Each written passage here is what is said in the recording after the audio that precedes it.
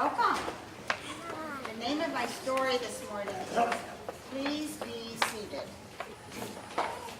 Is my microphone on? Sounds like it is. Okay. You can hear me, huh? Elizabeth just got back from an exciting vacation trip where she flew on an airplane. Have any of you ever flown on an airplane somewhere? Then you may know that when you get your ticket, the ticket tells you what row you're going to sit in and which seat in that row you're going to sit in. And then you know exactly where to go. And sometimes if people get it all mixed up and sit in the wrong seat, the flight attendant can come and help get things straightened out. I expect that some of you may have started school or preschool this week. And when you went into your new classroom, how did you know where to sit down? How did you know which chair was yours? Maybe your teacher helped you, or maybe your name was on the desk, and that helped you know where to sit. And when you came into worship here in this space this morning, don't play with the toys, just sit there, yes. Keep your hands off Pastor Glenn. When you came into this worship space this morning, you probably sit in the same space every week, or at least almost the same space. But what if you are new? What if you don't know where to sit? Well, that's where the ushers and the greeters can help you. You are welcome to sit in any chair in this room, in the back rows, in the middle rows, or in the front rows. Only one chair is in here that you probably should not sit in, and that would be the chair up on the platform where Pastor Easton is sitting. Yeah.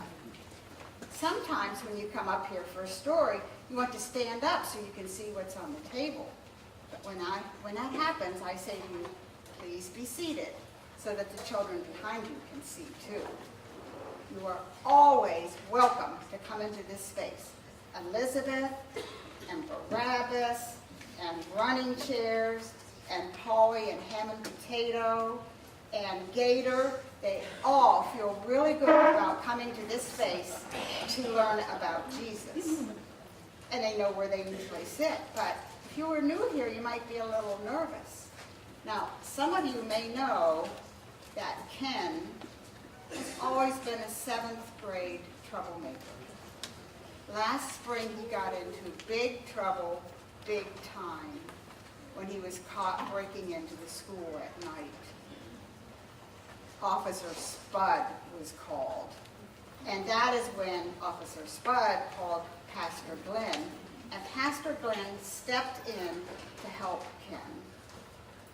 And he worked with him all summer long.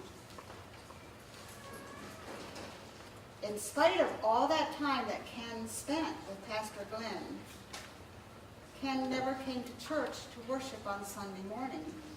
He was just afraid he would not fit in there. So he never came. Until this morning. Ken's parents have never brought him to church, so he does not have a regular seat. There's a lot of people in here he doesn't know. And so when he walked in, he wasn't sure what to do. And Gator saw him. And Gator said, hey, come sit over here with us. And then when it was time to walk forward to receive communion, Gator said, just follow me and do what I do. And then Gator told Ken at the end of the service, when Pastor Glenn says the dismissal words, and the whole congregation says, thanks be to God, Gator said, well, that is the time when you just raise your fist in the air, and with gusto you say, we will. Do you want to say that with me? We will. And you say that at the end of every service in here. We will serve the Lord by welcoming everyone into this space to worship God. The end.